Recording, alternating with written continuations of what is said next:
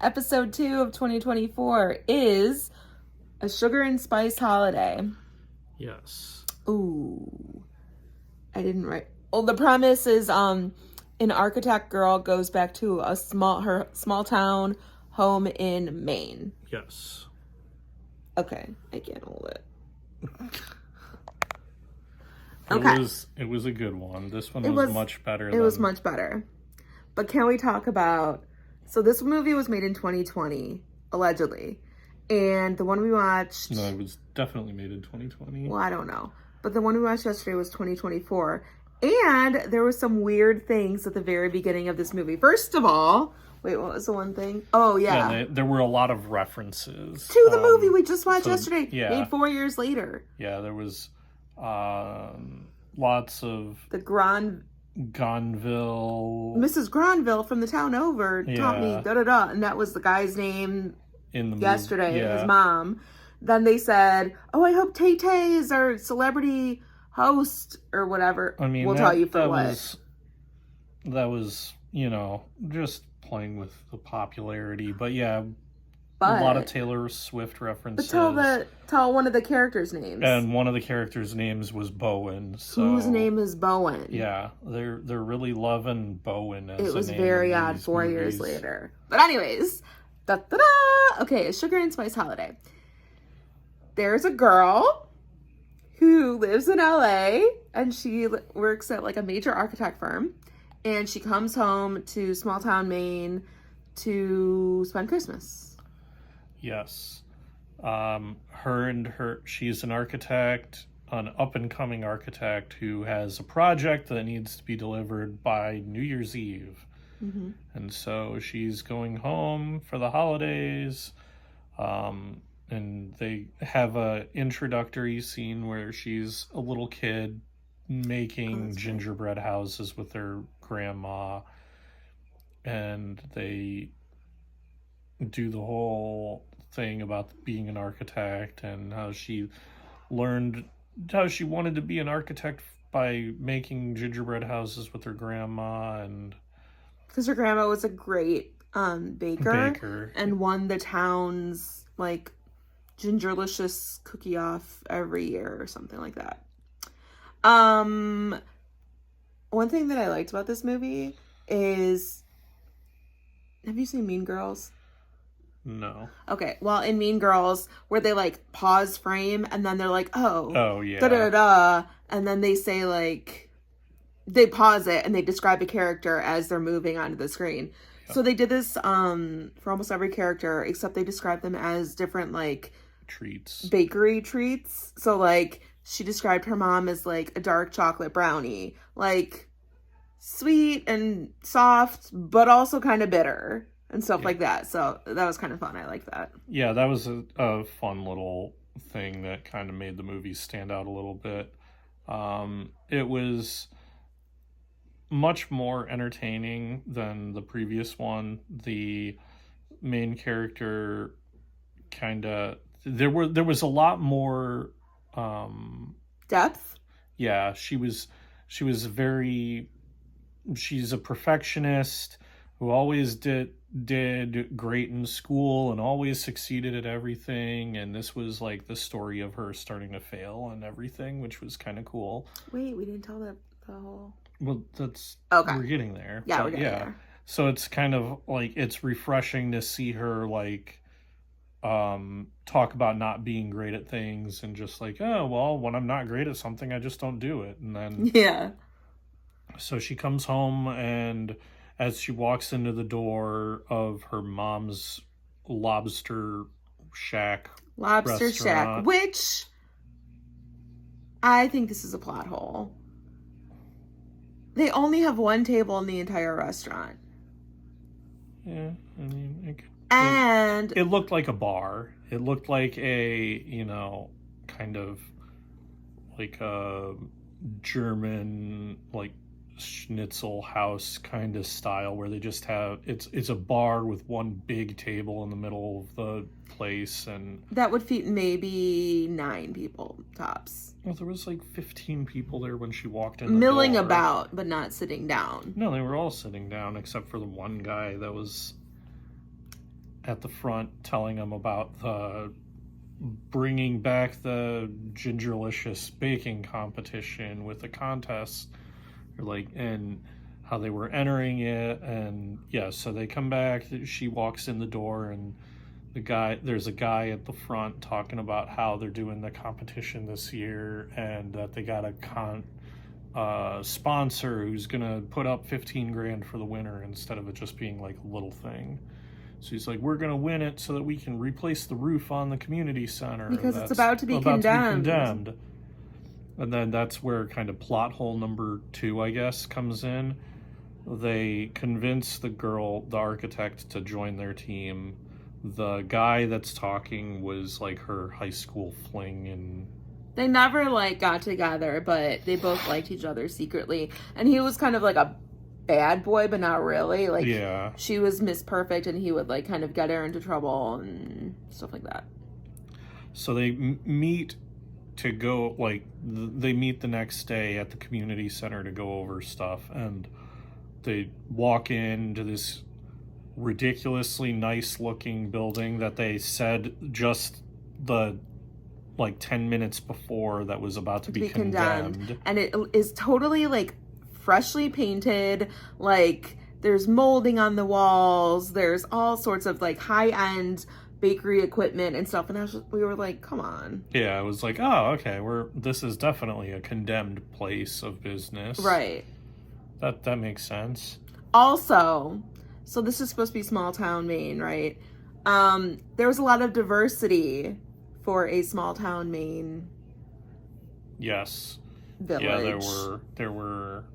So her family was Asian, except Chinese. Her father talked with a country accent because he learned his English from Johnny Cash albums. Yeah. So you have this like Chinese guy who's like, "Hey, honey, it's all right," and they see, it's those little like kind of inside jokes that I loved about it. It didn't take itself seriously and kind of made fun of itself, and was like, yeah, we're just gonna, we got our country bumpkin Southern Asian, but only the dad, yeah, and the mom was exactly what you think of in like every stereotypical Asian like TV show, like Kim's Convenience and all that, where Mrs. Kim from Gilmore Girls, ultra strict, like. And they also have, okay, this is possibly another plot hole, but we don't know.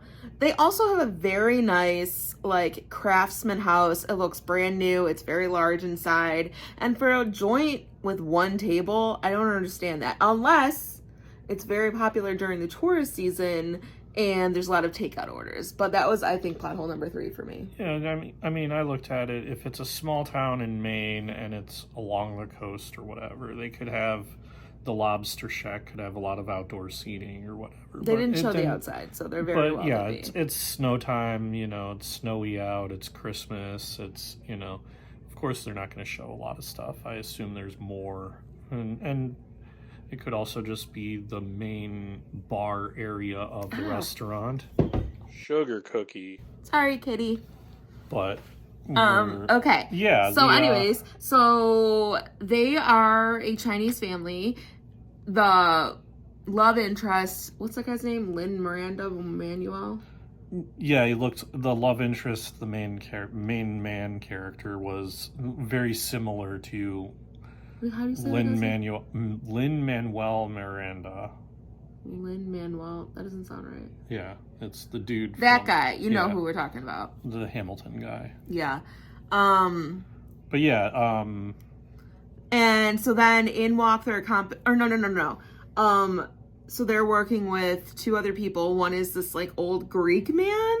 Yeah. Very strong Greek accent. Stavros. Shout out Schitt's Creek, Alexis boyfriends. Yeah. And the other one was an Indian girl. Who was the bully of the main character in high school. And then their competition is an African-American family. And we're like, how is this in a small... Have you been to New England? But it was filmed in Vancouver. But anyways. So, there's like 5 teams or something like that. And of course, this girl is a good baker because her grandmother taught her how to be a good baker. and she is kind of dating this dude, but not really. And she's also working on her project for her real life. And she wants to win this bake-off to win 15 grand for a new roof for the community center. Yeah. Where her brother teaches yoga. So they do the first round, and she plays it safe, and they make like just generic. It was what? Cookies. Yeah, cookies. They had to make 3 different kinds of cookies, and she just made generic stuff. They win. And then... No, they didn't. Or, well, they make it through to the next round. They came in third place, and she was upset about it. They came in third out of 4th place. She got upset about it. And then, like, that night, she gets a notification from her boss that said, hey, they want the pitches earlier, so they need to be done by Christmas Eve, which is in 3 days. Mm-hmm. And so she starts freaking out about that, because how's she going to successfully get this promotion and job, do this pitch, and win the contest in the next 3 days? There's just not enough time, and the guy's trying to get her to go to places, and he, of course, owns a toy store in town. Because, well, he doesn't own it. His dad owns it. He's watching it for his dad because his dad is sick. Mm-hmm. Because he apparently used to work on Silicon Valley and was an app writer or something like that. Yeah. So anyways, la la la la la la. She has dreams. She might be like kind of a little bit schizophrenic, because she keeps having like premonitions of like her grandmother coming to her, not only in dreams but like in real life. And like she'll be like talking to the grandmother and see her, and the grandmother's giving her cookies, and the mom's like, are you okay? That happened like twice. No, it happened a few times. But and so she might be a little bit schizophrenic, or just hasn't dealt with her trauma yet. But yeah, he convinces her, he calls her up at night and is like, hey, come to the community center real quick, I need your help. And she goes there, and he's decorated it for like a high school dance. It was like, sorry, I didn't get a chance to take you to this, or you didn't get to go to this dance when you were a kid, blah, blah. And then, so they start having this romantic moment, and then the alarm goes off, and she's like, you didn't break in, did you? And he was like, no, I have a key. And we're like, if you have a key, why wouldn't you have turned the security system off? He was like, it wasn't breaking and entering, I have a key, it's more like just entering. Yeah, that was so cringe. And so the cops come, and so does her mother, and the mother goes to her, you're grounded, and she's 33. Yeah. So then she was grounded for a while, and she had to go home and work on her, Oh, this was after they did the second, they did the second round of the competition, where they had to make bread. Oh, that's right. And they got eliminated at that event because she mixed up the salt and sugar in one of the bread recipes. So they all tasted it and were like, oh, this is awful. Yes. And which I will say, okay, because this made me think of this. So when I was younger, I went to Hard Rock downtown, and I got like a drink. Mm-hmm. And they're like, oh, this is the best drink, da da da. And so I got it, and it was pure salt. But, like, I was too chicken to, like, say anything about it. So I drank it, and then I felt like my blood pressure was sky high for the rest of the day. But, yeah, so they mixed up sugar and salt. And so I was like, that's a memory. Yeah, so they got eliminated there. And then the date night scene came about. She got grounded. She was working on doing her presentation in the meantime, because they were eliminated from the contest, so they can't do anything about that. And she's grounded, so she's just focusing on wrapping up her presentation to get the promotion and get this client. But her nephew, like, unplugged her laptop because he needed to charge his tablet. And, of course, her major thing that she just finished did not save. Yeah, she didn't save it. And she was uploading it right as her laptop died. And so she plugged it back in and turned it on, and all of her work was gone. Mm-hmm. And now she only has like 9 hours to get the work redone and to send the send it back over. So she spends the whole night doing that. Which, okay, I have to just point this out too. There are those of us who have jobs where we can bust our ass all day long, right? Mm-hmm. And there are other people's jobs where they take months and months to do something. When really, if they just buckled down, they could do it in one night. There are a lot of jobs like that, and it annoys me. Okay. But hers is one of them. I mean, I'm pretty sure she only did it all in one night because she just finished doing it all in the first place. So she probably had it all still fresh in her head. That's fair. But my statement stands otherwise. Okay. All right. So yeah. So she gets it all done, but then she like sleeps in and forgets that she's supposed to go help the Lin-Manuel deliver toys to children. But then of course she shows up on time. No, she was a little late. He was like running out the door. And she was like, "Oh, I forgot. Sorry." Yeah, so they go deliver toys. We forgot the conflict that hasn't happened yet. Well, yeah. Okay. So that's coming up. So she does the toys and then they sit down afterwards and they're talking about, yeah, that was great. And she's like, "Great news. Behind your back, I sent some information to one of my contacts in LA about this toy that you were developing that you said wasn't ready for use." The toy and she's was super excited about it. Yeah, and he was like, he got upset with her. That was the small conflict, and then he got up and left. But anyways, what his thing was a little robot dog that was holding a smartphone.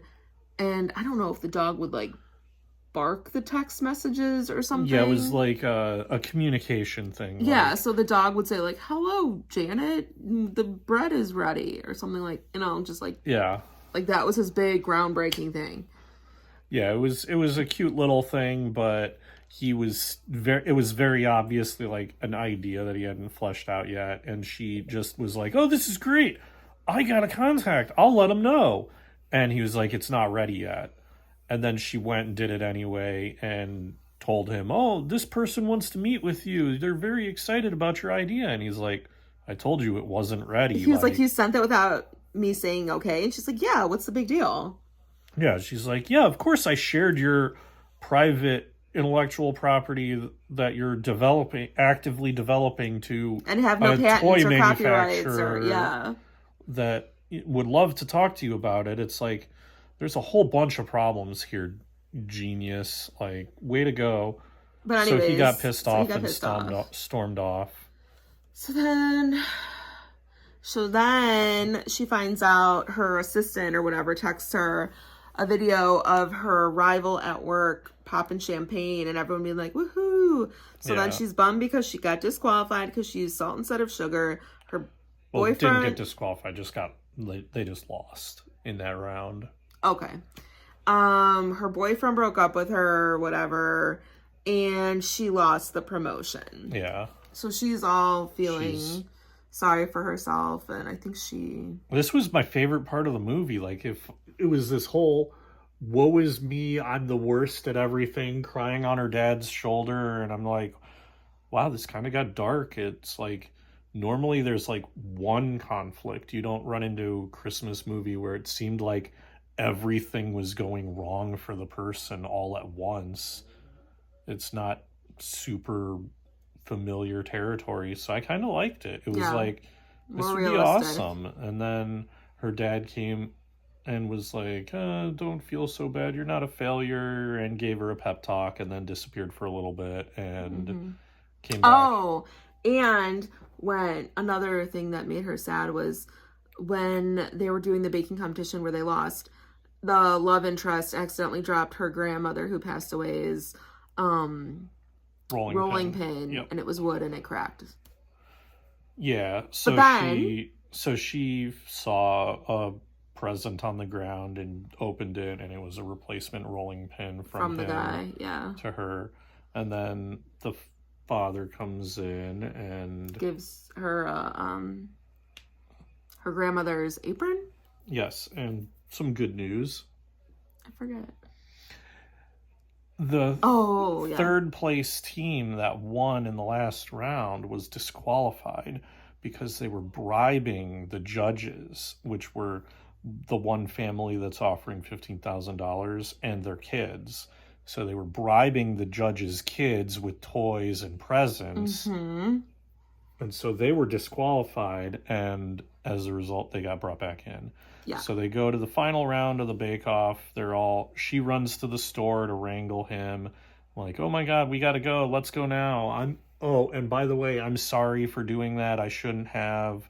He was like, I'm not a project for you to fix. I'm happy where I am doing what I'm doing. Like, she's like, no, you're not. You want to stay here in a small town? And he was like, it's my choice. He's like, yeah, it's my choice. I kind of want to do what I want to do. Yeah. You know? And so they run off to the baking competition, the final round, and it's the three final teams. And their final round thing is they have to bake a gingerbread house that shows them the true meaning of Christmas. So they all sit there and talk about what Christmas means to them. And then they build a gingerbread house. And I have to say this because, Christmas.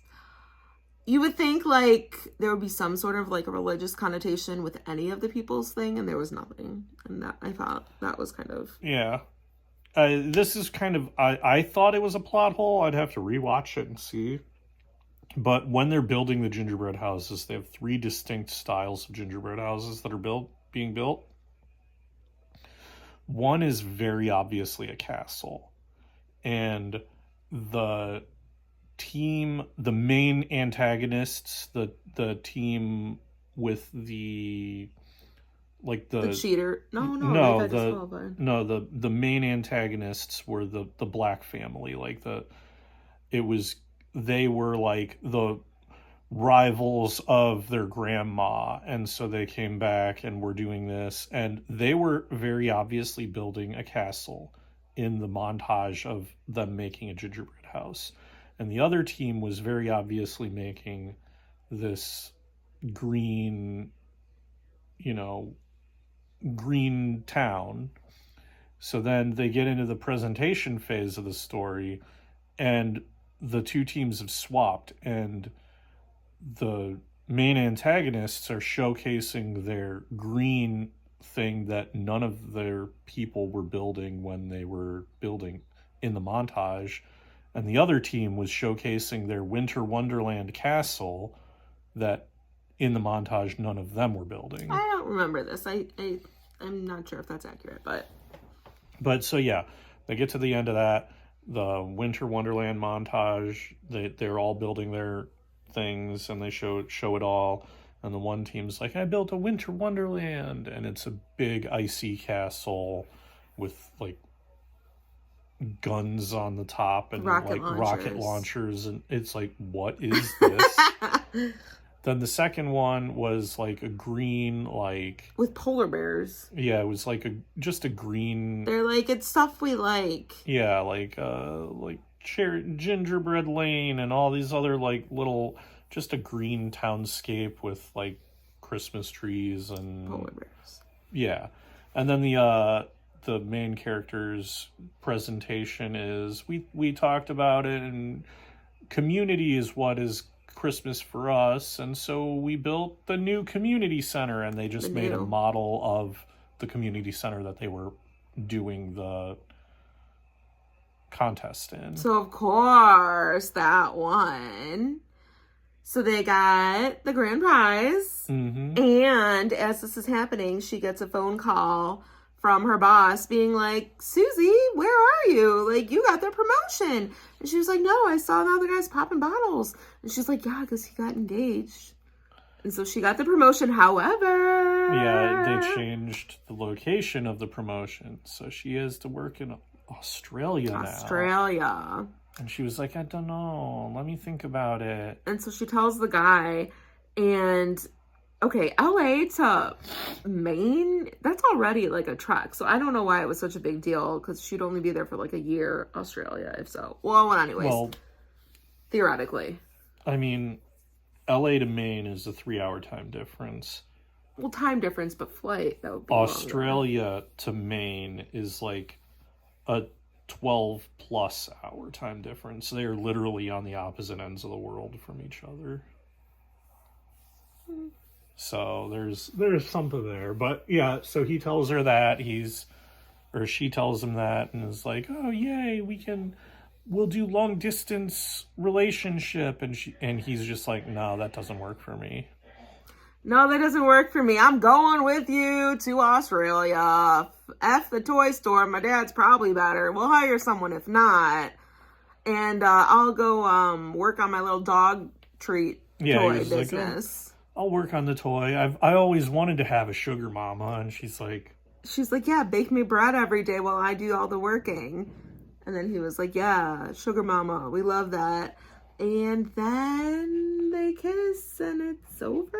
Yeah, the first kiss. So she got the promotion.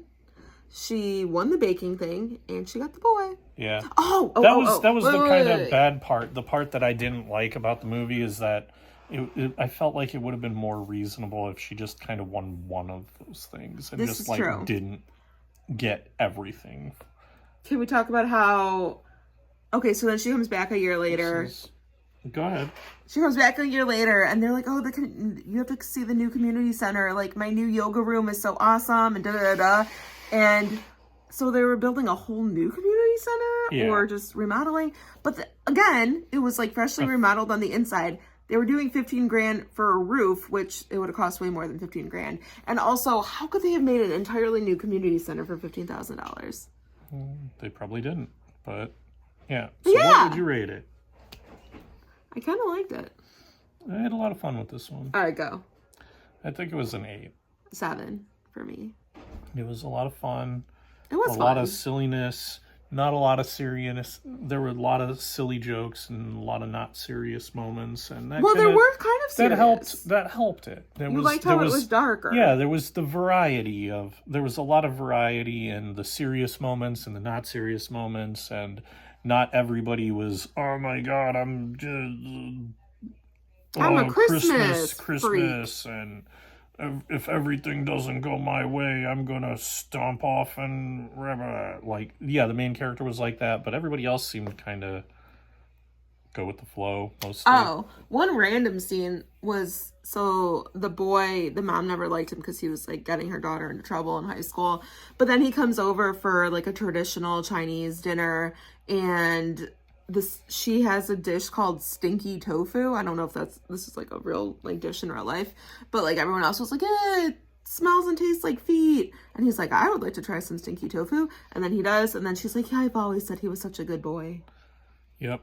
So we're like, stinky tofu would be a great name for a cat. Yeah. So yeah, it was pretty good. I'd recommend it. You should watch it. A Sugar and Spice Holiday. Yes. See you next time.